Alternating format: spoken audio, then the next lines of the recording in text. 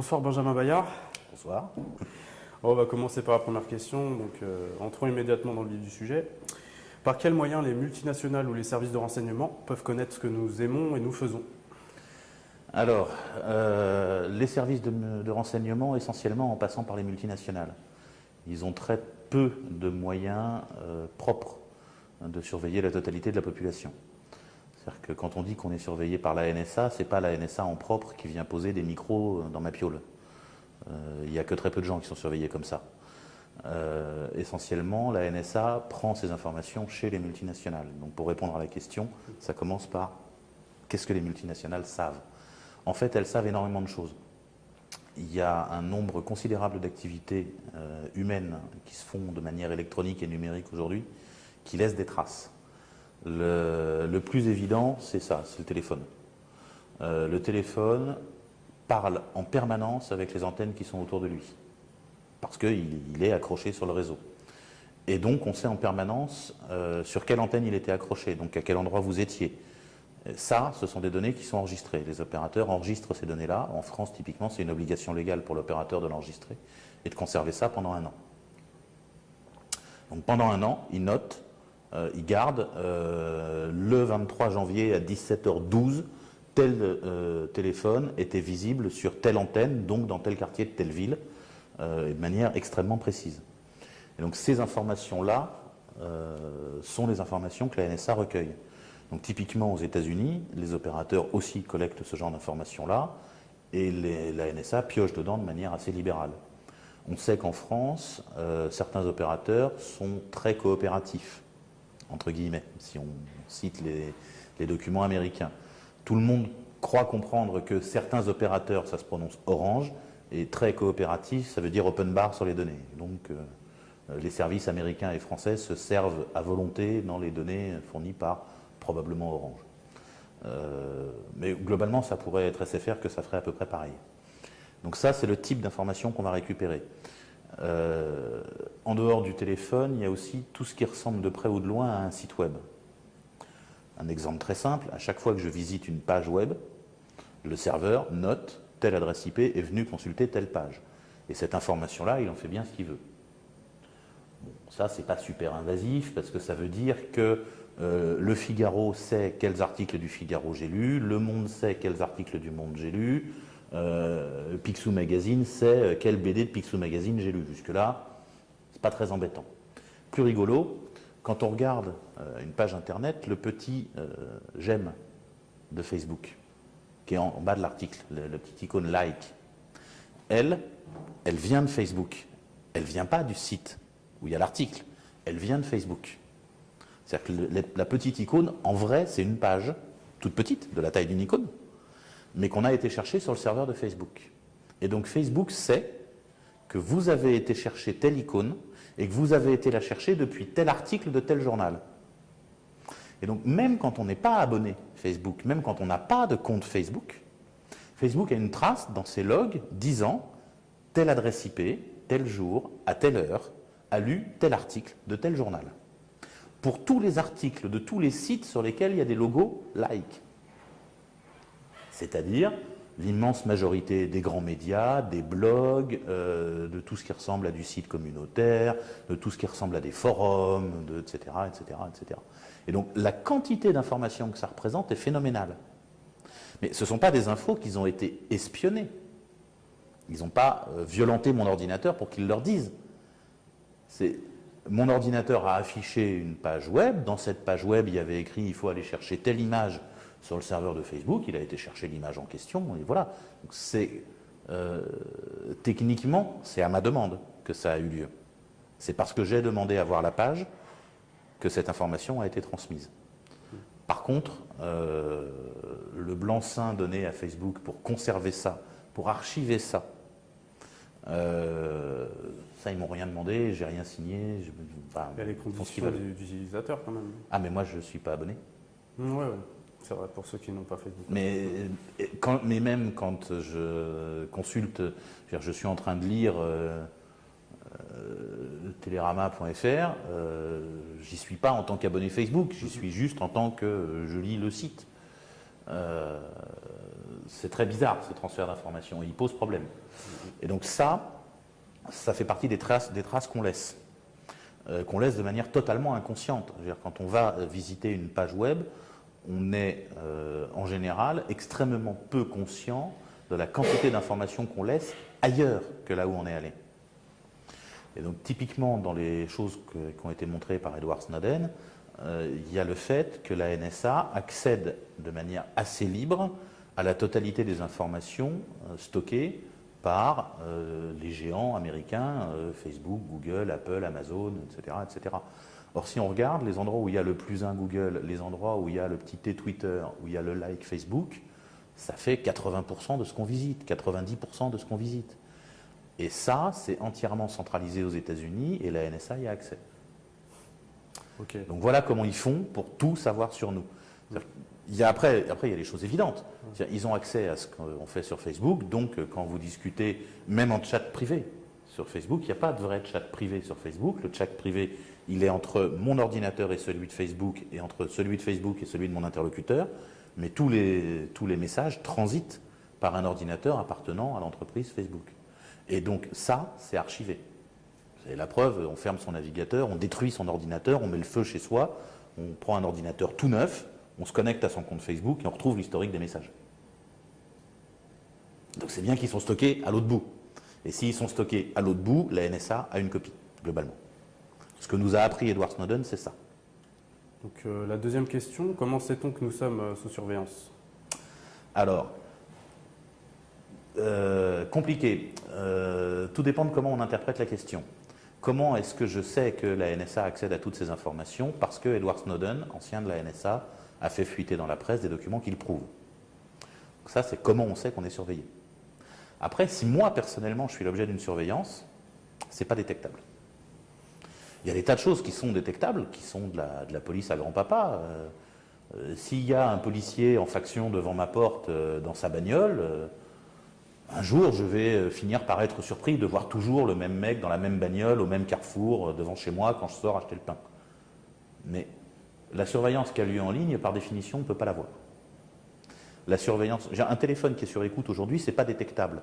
Dans les années 50, un téléphone qui est sur écoute, sont des pinces crocodiles qui sont branchées sur le fil. C'est très mécanique, ça fait du bruit, ça fait des parasites, ça s'entend. Aujourd'hui, un téléphone qui est mis sur écoute, ça fait un bon moment que dans tous les pays un tout petit peu civilisés, tout est numérique en matière de téléphonie, et donc c'est juste un fichier qui est copié. Et un fichier qui est copié, ça ne s'entend pas. Ça ne se voit pas, ça ne se détecte pas, ça ne se mesure pas.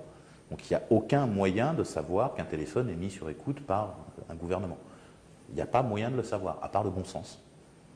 Si vous êtes grand dealer et que vous pensez être peut-être éventuellement suspect, il est évident que vous êtes sur écoute. Donc concrètement, à partir du moment où nous sommes connectés via le web, est-ce que n'importe qui de compétent dans le domaine peut nous surveiller? Non. D'abord, il ne suffit pas d'être connecté via le web. Typiquement, je peux citer comme ça des dizaines de sites web sur lesquels on peut aller se promener, on peut passer sa journée à discuter, etc., sans être tracé par personne. Je donne un exemple très simple. Sur le blog de FDN, il n'y a pas de like en bas des articles, il n'y a pas de Google +1, il n'y a pas d'icône Twitter, il n'y a rien. Il y a une page en texte, pas spécialement jolie, au niveau design c'est un peu moyen, mais il y a une page en texte avec ce qu'on a voulu publier comme information dedans, avec en dessous une tralée de commentaires, et il n'y a rien d'autre. Ça ne laisse pas de traces. Ça laisse des traces que sur notre site web disant telle personne est venue. Et nous, on sait qui est venu nous lire. Ce n'est pas une trace intrusive.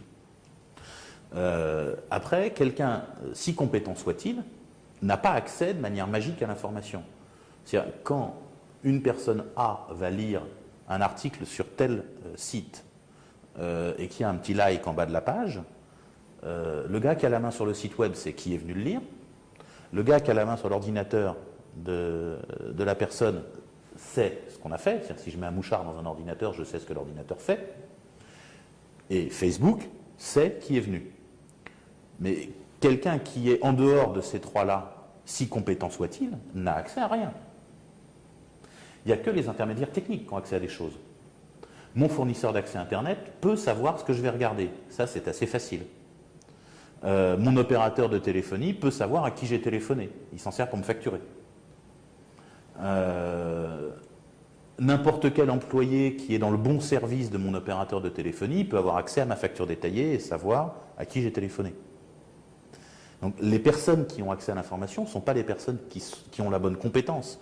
Ce sont les personnes qui sont au bon endroit dans l'organigramme de la bonne entreprise. C'est plus une question d'accès à l'information qu'une question de compétence. Après, les questions de compétence vont se jouer sur pirater un ordinateur. Ouais, voilà. Ça, c'est autre chose.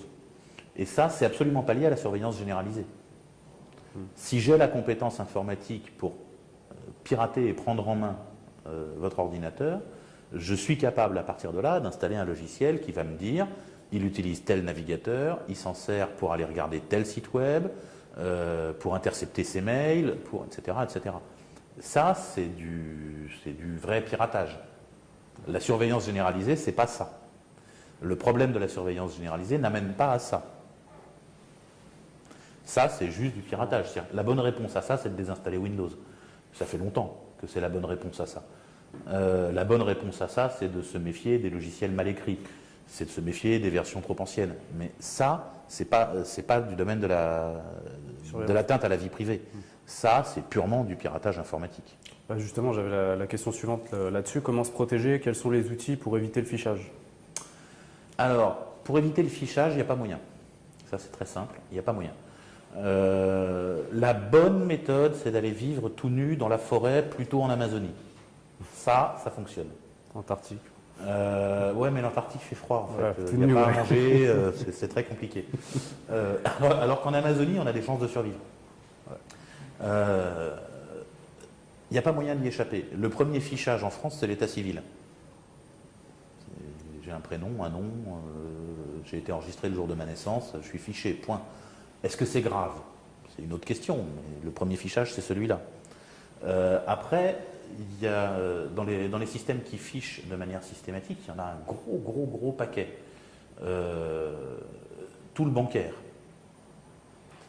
Mon banquier sait ce que je fais, mais ça, c'est pas nouveau. C'est depuis qu'il y a des banquiers et qu'il y a des moyens de paiement autres que l'argent liquide. Il sait à qui j'ai fait des chèques, il sait à quel endroit, parce que comme un con, je mets le nom de la ville sur le chèque.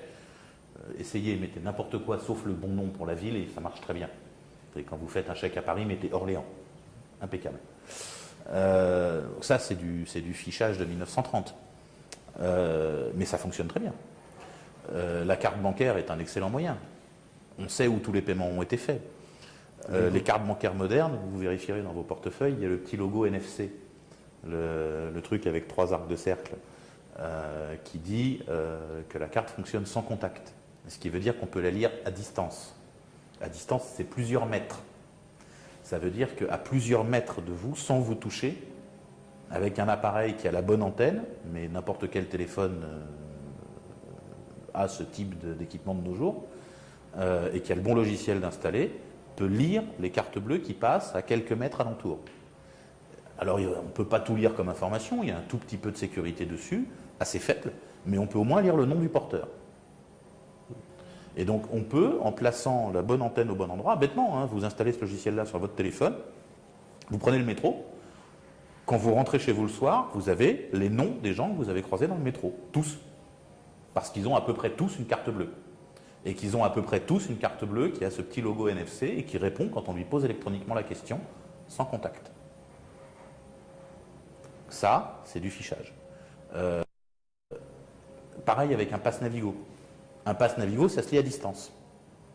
Le standard, c'est de le lire à 2 ou 3 cm de distance pour rentrer dans le métro, mais ça peut se lire à beaucoup plus loin que ça. Avec le bon lecteur réglé de la bonne façon, ça se lit à plusieurs mètres.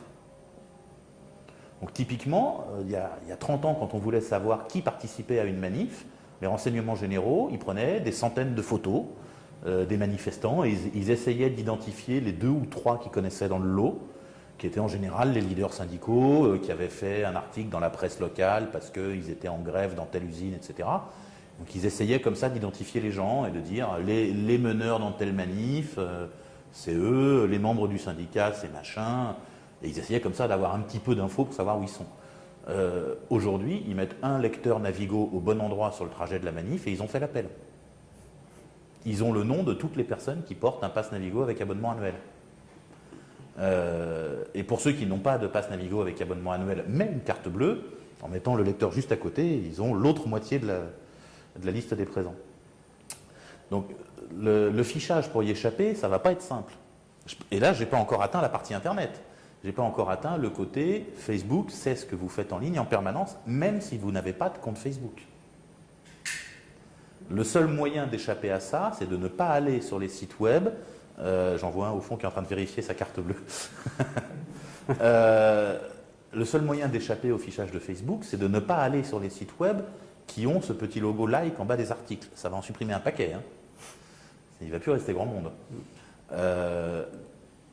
L'autre solution, c'est d'être suffisamment geek et suffisamment pointu en informatique pour être capable de dire à mon ordinateur « ne va pas vers Facebook ». Alors ça, pour les Linuxiens, ça se fait en tripotant le fichier etc-host. Sur Windows, il s'appelle c:/Windows, /system32, /etc, /host, un truc comme ça. Et en gros, dedans, on dit facebook.com, ça a comme adresse 127.0.0.1, ce qui dit à l'ordinateur facebook.com, c'est chez moi. Et du coup, il ne va plus envoyer les questions pour récupérer le petit logo like. Alors l'effet de bord, c'est qu'on n'a plus accès à Facebook, donc on n'a plus accès à Facebook du tout. Mais du coup, Facebook ne sait plus ce qu'on fait. Et donc se protéger dans ce sens-là, c'est réussir à surfer de manière normale sur le web en ne transmettant aucune information à Facebook ou à Google ou à Amazon ou à Twitter ou etc., etc., etc. Pour un informaticien dans mon genre, c'est pas très compliqué. Pour un être humain à peu près normal, c'est à peu près pas atteignable. Ok. Donc il y a des milliards d'infos échangées sur Internet. Comment les gouvernements font pour gérer autant de données?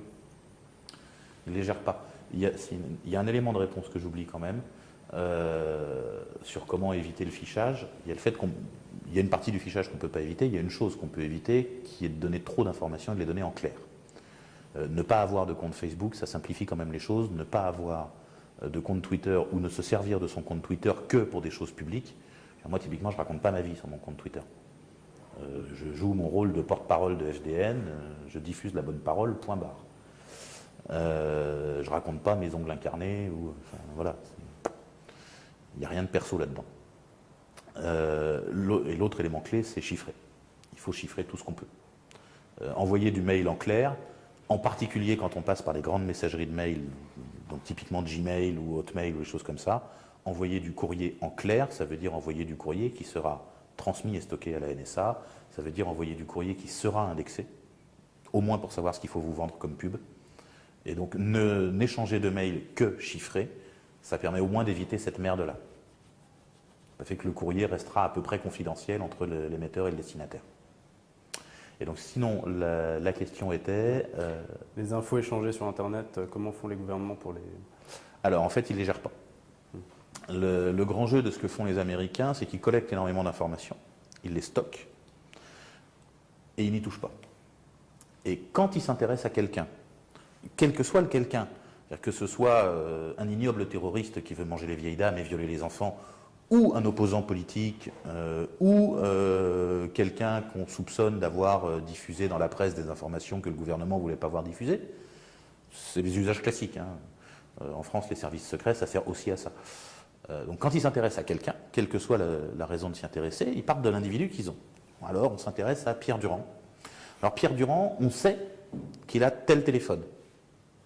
On a son numéro de téléphone parce qu'on l'a récupéré par de la police traditionnelle. Bêtement, il l'a mis sur sa carte de visite.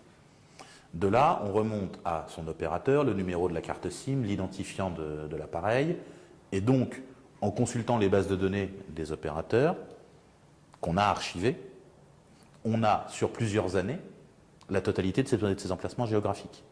On sait quel jour, à quelle heure il était où, puisqu'on sait quel jour, à quelle heure son téléphone a accroché quelle antenne. Du coup, on a les trajets du gars. Alors si on pense qu'il est maqué avec la bande à machin qui fait des casses, etc., on peut regarder où est-ce qu'il va. Et en trouvant les endroits où il va régulièrement, on va voir, ça, bon, c'est sa maison. Ah, ça, c'est chez sa maîtresse. Ah, ça, c'est l'école de ses gamins. Ah, ça c'est rien de connu, mais il y va souvent. Alors on va vérifier. Parce que c'est peut-être la planque. C'est peut-être la base secrète des méchants. Et puis si ça donne rien, on va regarder à qui il a passé des coups de fil ou de qui il a reçu des coups de fil. Et puis on va très vite voir émerger, en faisant une mesure sur 4 ou 5 ans, le top 30 des personnes à qui il parle.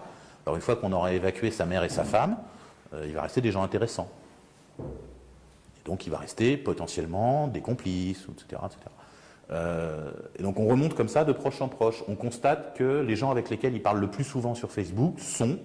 Et puis là, pareil, il y a une liste de gens. Alors on enlève sa mère, sa femme, son chien, sa belle-sœur. Et puis, qu'est-ce qui reste d'intéressant? Et puis on n'enlève pas forcément. C'est-à-dire que peut-être on regarde ce qu'il raconte à sa mère, parce que si ça se trouve, c'est à sa mère qu'il raconte où est-ce qu'il va poser des bombes. Etc., etc. Et donc c'est comme ça, typiquement, que font les services secrets français. Quand un document est publié dans la presse que tel ministre ne voulait pas voir publié, on sait quel journaliste a écrit l'article, parce que c'est écrit en bas de l'article. Alors on s'intéresse au téléphone du journaliste, on demande à l'opérateur ses factures détaillées sur ces 3 dernières années, du coup on voit à qui le journaliste a téléphoné, on demande à l'opérateur la liste des appels qu'a reçu le journaliste, et puis on voit bien si dans le lot il y a quelqu'un qui est salarié du ministère. Et une fois qu'on en a trouvé 2 ou 3 intéressants, on essaye de trouver qui a fait sortir le document qu'il ne fallait pas, confidentiel, machin. Et puis, si on ne trouve pas dans la liste des appels du journaliste, on va retrouver avec qui le journaliste a discuté dans les semaines clés qui ont précédé la publication de l'article. Donc, soit à qui il a passé des coups de fil, soit les téléphones à proximité desquels il s'est trouvé.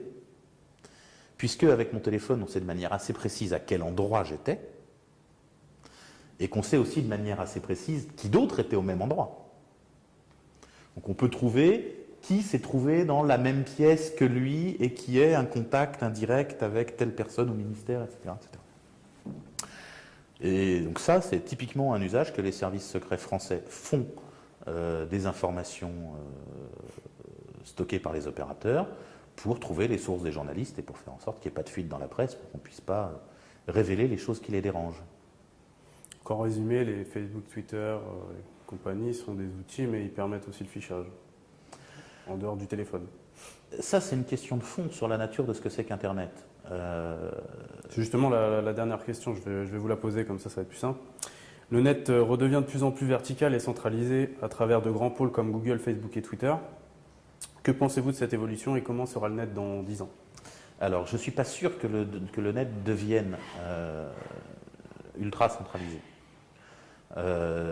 J'ai une lecture un tout petit peu optimiste de ce truc-là, qui est une question assez compliquée sur la maturité des utilisateurs. Le numérique amène un modèle de société qui est extrêmement différent de la société d'avant. La société d'avant étant la société de la télévision, qui était elle-même très différente de la société de l'imprimerie. La société du livre, la société de la télévision et la société du numérique ont des structures qui ne sont pas les mêmes. Il y a une façon de tisser des liens entre les êtres humains et donc de créer la société qui n'est pas la même du tout. Le numérique est un changement qui va prendre probablement 50 à 100 ans à s'installer.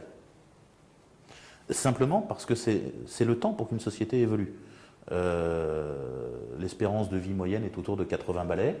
Donc, quelqu'un qui naît aujourd'hui, il naît majoritairement entouré de gens qui n'ont pas intégré dans leur mode de fonctionnement les effets du numérique.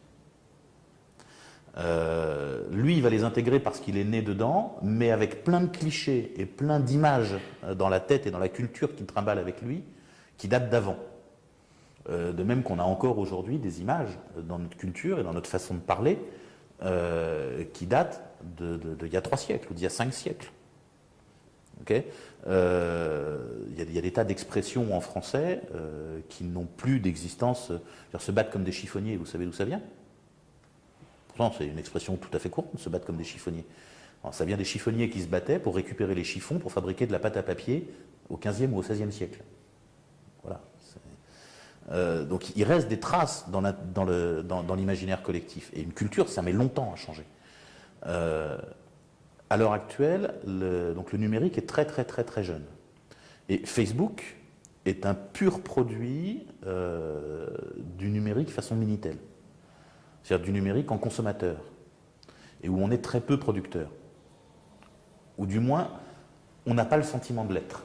Parce qu'être producteur d'un contenu, c'est dangereux. Il faut réfléchir, il faut s'imaginer qu'on parle à des gens, etc., etc.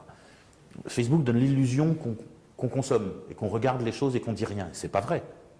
90% de ce qu'on regarde sur Facebook a été produit par d'autres gens qui ne font que regarder Facebook. Donc quand on dit j'aime telle photo, ou quand on met un commentaire, ou quand on suit tel lien que machin a partagé, on consulte un contenu qui a été produit par un autre utilisateur. Donc, mais c'est en fait la version simple, c'est la version pour enfants, c'est la version pour débutants de la société numérique. Facebook va probablement commencer sa décroissance bientôt. Il a commencé à décroître sur le marché américain. Les adolescents américains passent moins de temps sur Facebook maintenant qu'il y a 1 an ou 2. Pourquoi ? Parce qu'ils ont diversifié les outils. Parce que quand on débute, quand on rentre dans ce monde-là, on veut un outil simple où il y a tout d'intégré. On prend celui-là parce que tous les copains sont dessus. Quand on gagne en maturité, un outil pour tout faire, ça ne marche pas. Il y a un outil qui est mieux pour les discussions rapides, c'est Twitter. Il y a un outil qui est mieux pour les échanges de photos. Il y a un outil qui est mieux pour les échanges de vidéos. Il y a un outil qui est mieux pour la discussion. Et où en fait, les gens se mettent à utiliser des outils au lieu d'un outil. Ce n'est pas Google+ qui détrône Facebook. C'est un ensemble d'outils un tout petit peu plus divers qui remplace un outil unique. Et je pense que ce mouvement va continuer. Simplement, ce qu'on voit, la proéminence majeure des outils ultra centralisateurs comme Facebook et Google, ça représente un risque très fort, ça représente un vrai problème, en particulier parce que ça permet la surveillance généralisée, puisque ça crée un point central. Quand toutes les communications passent par un point unique, il suffit de surveiller le point unique et on a surveillé la totalité de la population mondiale. Mais pour moi, cet élément-là, cette proéminence de quelques grands acteurs très verticalisés, c'est un indice d'immaturité. C'est un signe de manque de maturité des utilisateurs. Ce ne sont pas des utilisateurs qui étaient intelligents et qui sont devenus bêtes. Ce qui fait le développement de ça, c'est l'augmentation du nombre d'utilisateurs. Quand nous étions entre nous, sur Internet, comme je l'ai connu en 92 ou en 93, on était un tout petit nombre. On était peut-être 20 000 internautes en France, maximum. Sur les 20 000 en question, le plus illettré avait un diplôme d'ingénieur. Donc on était sur un public extrêmement éduqué, très peu nombreux, de gens passionnés, qui s'étaient donné un mal de chien pour trouver un accès Internet, hein, parce que ça ne se trouvait pas. Aujourd'hui, il suffit de taper le coin d'une porte et il y a 2 accès Internet qui tombent. Ça ne se trouvait pas comme ça à l'époque. Il fallait dépenser une quantité de blé pas croyable rien que pour avoir un ordinateur. Et donc on était entre gens extrêmement sélectionnés. Et cette extrême sélection faisait qu'on était entre gens plutôt très habitués au fonctionnement d'Internet et prêts à y consacrer beaucoup d'énergie et de temps, etc. etc. Aujourd'hui, ce qu'on trouve comme population sur le réseau, ce qu'on a trouvé à partir de 2003-2004, quand l'accès ADSL est devenu vraiment grand public, c'est n'importe qui ne sait pas bien pourquoi il a acheté un ordinateur, il a acheté un accès ADSL parce que le voisin en avait pris un, il en a un ordinateur parce que le gamin était jaloux des copains d'école qui en avaient un, etc. Ils ne savent pas bien pourquoi ils l'ont pris. Et qu'est-ce qu'ils font avec ? Le premier truc simple qui leur tombe sous la main. Et il se trouve que le premier truc simple qui leur tombe sous la main, c'est celui qui ressemble le plus possible à la télévision. Et donc c'est le truc ultra vertical, très centralisé, où il n'y a pas besoin de réfléchir, où il n'y a pas besoin de chercher ce qu'on fait, etc., etc. Et donc on reprojette immédiatement toutes nos habitudes de la vie de tous les jours en ligne. Alors l'impression que ça donne, c'est qu'on passe de 15 000 personnes qui avaient un usage très pointu d'Internet, qui étaient des scientifiques en train d'échanger sur des travaux de recherche, qui étaient des trucs assez chiadés, quoi, à 15 millions de personnes qui se disent sur Facebook « je suis allé faire caca ». Donc on a l'impression que le niveau a baissé. C'est pas vrai. Les 15 000 qui étaient très pointus, ils sont toujours très pointus, juste Facebook, ils s'en servent pas. Ils n'ont pas bien compris à quoi ça servait. Au mieux, ils ont un compte et dessus, ils postent les photos du petit. Mais voilà, quoi, c'est pas... Par contre, les 15 millions qui ne sont pas encore... qui sont immatures à cette société-là, sont en train de mûrir. Ils sont en train de progresser. Et il faut leur laisser le temps d'apprendre. Et ils apprennent d'abord en faisant des bêtises, d'abord en lisant Facebook, Twitter, machin, et après ils passent à autre chose au fur et à mesure qu'ils progressent. Et donc, quelle sera l'évolution, vous pensez? Ça va se diversifier Alors ça, c'est une question qui est super compliquée. Les prédictions sont toujours très compliquées à faire, surtout celles qui portent sur l'avenir. Les prédictions qui portent sur le passé, ça marche vachement bien. Il y a un problème clé. Internet est un système extraordinairement horizontal, à plat, etc., etc. Ça, c'est Internet tel qu'il a été conçu. Tant qu'il était aux mains de la bande d'ingénieurs et d'activistes qui l'ont conçu, et qui étaient plutôt les gens à l'origine du truc, il restait un peu dans l'esprit du départ. Maintenant, il se trouve que les gens qui ont le plus de pouvoir sur Internet sont essentiellement des malfaiteurs. Ce sont quelques patrons de très grands groupes qui ont comme intérêt principal, non pas la survie du réseau, non pas le bien-être de l'humanité, non pas l'intérêt de leurs clients, mais l'intérêt de leurs actionnaires. Cela, plus quelques gouvernants qui sont ravis de pouvoir contrôler enfin la totalité de la population, plus tout un tas de gens dont l'existence même est remise en cause par le changement de société lié au numérique, et qui aimeraient bien l'empêcher ou le ralentir pour essayer de continuer à être puissants dans un monde qui ne veut plus d'eux. Et en gros, on a des marchands de chandelles et des fabricants de diligences qui essayent de survivre à l'apparition de l'ampoule électrique et de la voiture.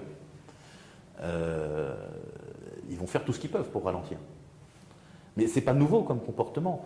Il y a un exemple que je cite souvent en conférence qui est le Locomotive Act de 1880 quelque chose, une loi britannique assez intéressante. Donc ce sont les tout premiers véhicules automobiles qui étaient à l'époque à vapeur, dont on ne savait pas encore si ça deviendrait vraiment des trains ou des voitures, etc. Mais c'était très dangereux parce que ça allait très vite.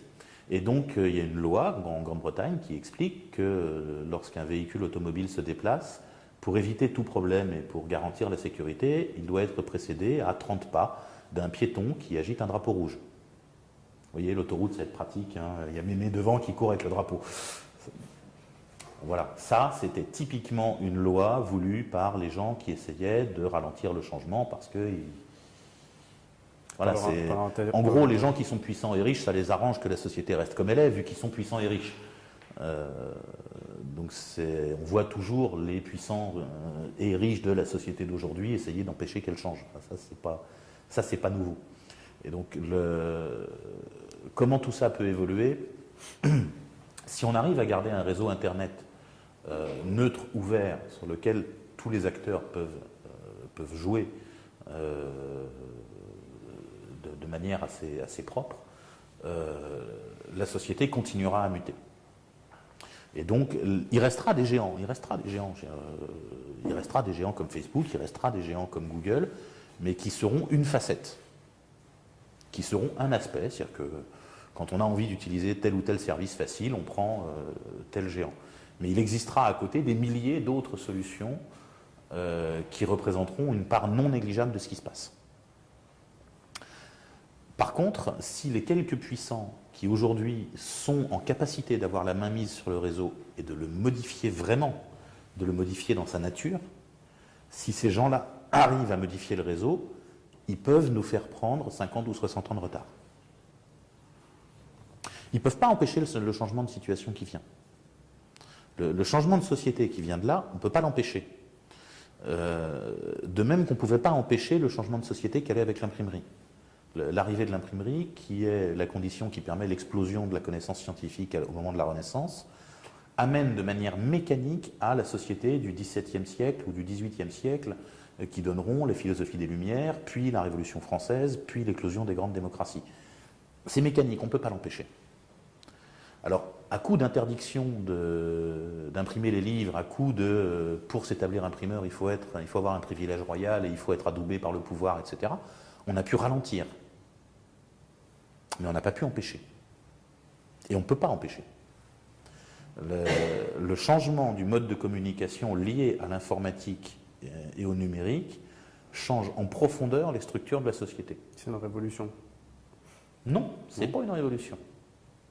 C'est beaucoup plus profond que ça. Ouais, une révolution, c'est un truc très superficiel. Une révolution, c'est quand on décapite un roi pour mettre un président, ou qu'on décapite un président pour mettre un empereur. C'est très superficiel, une révolution. Ce que tu disais, une mutation plutôt. C'est beaucoup plus une mutation de la société. Et des mutations de cette ampleur-là dans les sociétés humaines, il y en a déjà eu plusieurs, mais il n'y en a pas eu beaucoup. Les très grandes mutations qui touchent au changement dont on communique, enfin la façon dont on communique et où on change l'outil avec lequel les humains communiquent entre eux.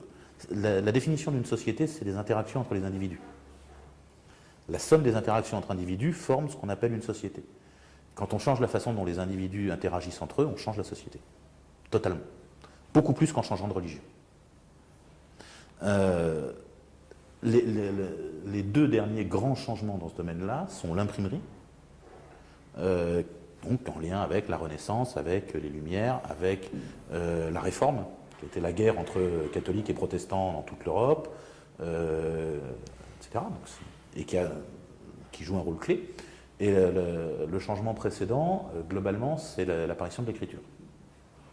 Et donc l'apparition de l'écriture, c'est ce qui fait l'apparition de l'État, c'est ce qui fait l'apparition de la loi, c'est ce qui fait l'apparition du commerce. Parce que tant qu'on ne peut pas écrire la loi, il n'existe comme loi que ce que le souverain a en mémoire. Si le roi ne se souvient pas qu'il avait dit qu'on avait le droit de faire telle chose, ben c'est qu'on n'a pas le droit de le faire. Ce qui compte, c'est pas qu'il l'ait dit, c'est qu'il s'en souvienne. Et ça, c'est comme les gamins à la maison. Ce qui compte, c'est pas ce qui est interdit, c'est ce dont papa se souvient que c'est interdit. S'il a oublié qu'il l'a interdit, c'est que c'est devenu autorisé. Et donc, l'apparition de l'écriture, ça joue un rôle clé. On a même du vocabulaire pour ça. Une société qui date d'avant l'écriture, ça porte un nom. La préhistoire. Ça s'appelle une société préhistorique. Donc c'est quand même quelque chose de très précis. Préhistorique, ça ne veut pas forcément dire homme des cavernes qui court à quatre pattes dans la forêt. C'est préhistorique, en Europe, c'est il y a 3000 ans.